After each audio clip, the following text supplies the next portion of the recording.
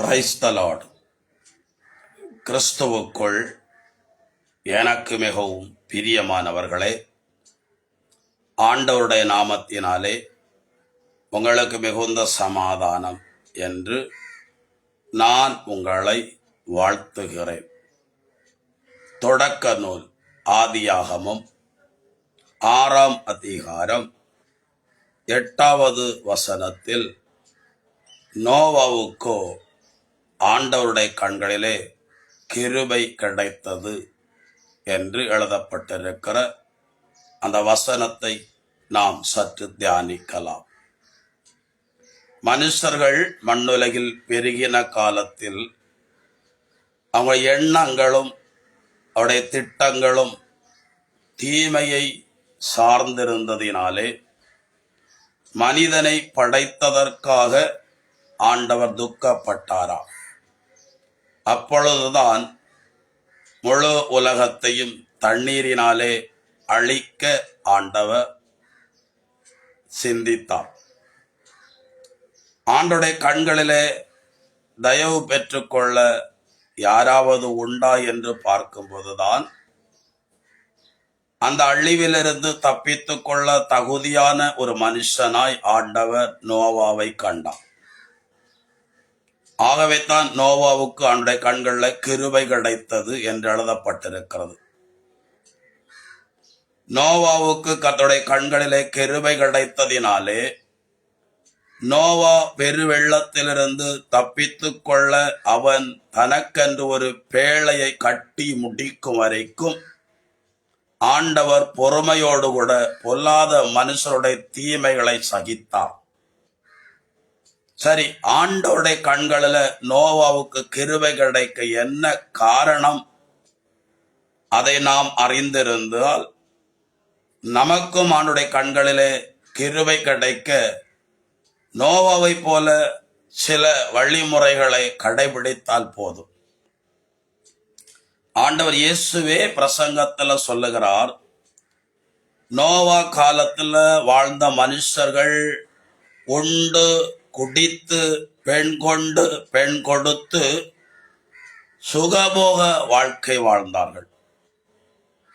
மனம் விரும்பினது போல வாழ்ந்தார்கள். தெய்வ பயம் அற்றவர்களாய் வாழ்ந்தார்கள். இப்படி வாழக்கூடிய மனுஷர்கள் நடுவில்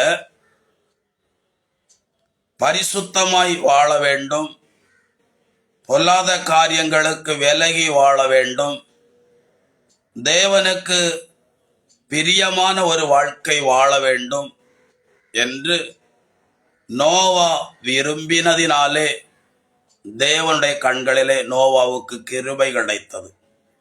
அந்த காலத்துல சப ஆராதனைகள் கிடையாது, பிரசங்கிக்கிற பிரசங்கியார் கிடையாது, பரிசுத்த ஆவியானுடைய வழிநடத்துதல் இல்லாத காலத்தில் ஒரு மனிதன் தன்னுடைய மனசாட்சிக்கு கட்டுப்பட்டு இந்த உலகத்தை படைத்த தேவனை உள்ளத்துல நினைத்து கொண்டு எந்த சட்டதிட்டங்களும் கொடுக்கப்படாத காலத்தில் இது பாவம், இது புண்ணியம், இது பரிசுத்தம், இப்படி என்று பிரியமானவர்களே போதிக்க யாரும் இல்லாத காலத்தில் ஒரு மனுஷன் கர்த்தருக்கு பயந்து வாழ்கிறான் என்றால் அவனுக்குத்தான் தேவ கிருபை கிடைக்கும்.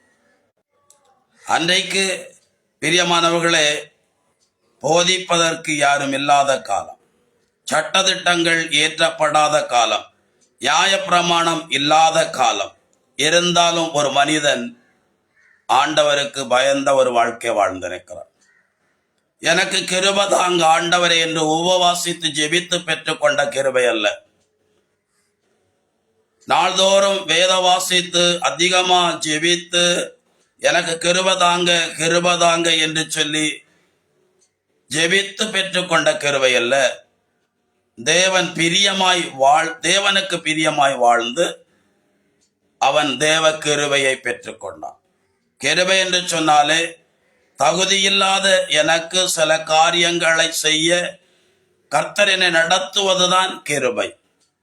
அன்னை மரியாவுக்கு கர்த்தருடைய கண்கள்ல கிருபை கிடைத்தது. தேவதூதன் கிருபை பெற்றவளே என்று சொல்லி வாழ்த்தினான். பிரியமானவர்களே, ஏனென்று சொன்னாங்க, வாழ்க்கை ஆண்டவருக்கு பிரியமாய் இருந்தது. பிரியமாய் ஆண்டவருக்கு என்று வாழக்கூடியவர்களுக்கு பிரத்யேகமான காரியங்களை கர்த்தர் செய்ய விரும்புகிறவர். சரி, நோவா காலத்துல நோவாவுக்கு கர்த்தருடைய கண்கள்ல கிருபை கிடைக்க முக்கிய காரணமே, இந்த உலகம் முழுவதும் பொல்லாங்கனுக்குள்ளே சிக்கி மனம் போன போக்குல வாழும்போது அதுவல்ல சரியான வாழ்க்கை, அதுவல்ல தேவன் விரும்புகிற வாழ்க்கை, அதுவல்ல நம்மை வருங்காலத்துல கர்த்தருக்கு முன்பாய் கொண்டு போய் நிறுத்துகிற நல்ல வாழ்க்கை என்பதை அவன் அறிந்திருந்தான். சிலருக்கு சில வாய்ப்புகள் கிடைக்கும் போது அதை பயன்படுத்தி கொள்ளுகிறார்கள். அதுல பாவம் புண்ணியம் பார்ப்பதே இல்லை. அன்றைக்கு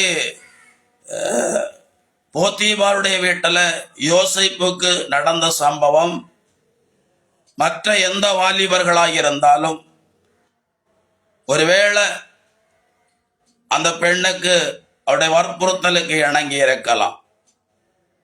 அவன் அந்த வாய்ப்பை பயன்படுத்தி கொள்ள விரும்பாமல் தேவன் தனக்கென்று ஒரு பெரிய வாய்ப்பு வைத்திருக்கிறார் என்பதை யோசேப்பு அறிந்து வைத்திருந்ததினாலே அந்த பொல்லாத காரியத்திற்கு அவன் உடன்படவே இல்லை.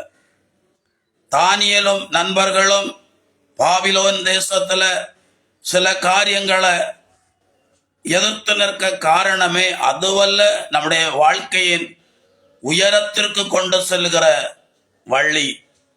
நானே வழியும் சத்தியமும் ஜீவனும், என் வழியாய் அன்றி ஒருவனும் தந்தையிடத்திலே பிரவேசியான் என்று ஆண்டவர் வாக்கு கொடுத்திருக்கிறார். அந்த வழியில, இடுக்கமான வழியில பிரவேசித்ததினாலே தங்களை இச்சையான காரியங்களுக்கு, மாமிசத்தை கரைப்படுத்துகிற, சரீரத்தை தீட்டப்படுத்துகிற காரியங்களுக்கு தானியேலும் நண்பர்களும் விலகி வாழ்ந்ததுனால அந்த தேசத்துல உயர்ந்த ஸ்தானங்களுக்கு அவர்கள் உயர்த்தப்பட்டார்கள். நம்ம ஜெபித்து கிருபையை பெற்றுக்கொள்ளலாம் என்று நினைக்கலாம். ஜெபித்தால் மட்டும் போதாது, வேதம் வாசித்தால் மட்டும் போதாது, ஆலயத்திற்கு வந்தால் மட்டும் போதாது.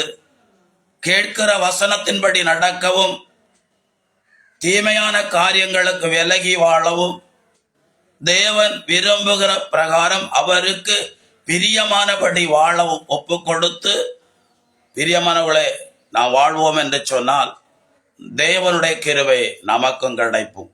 ஒப்பு கொடுக்கலாமா? எங்களை அதிகமாய் நேசிக்கிற எங்கள் அன்பின் பரலோக பிதாவே, இந்த இறை வார்த்தைகளை கேட்கிற ஒவ்வொருவருக்கும் தேவனுடைய நாமத்தினாலே கிருபைகள் உண்டாகட்டும்.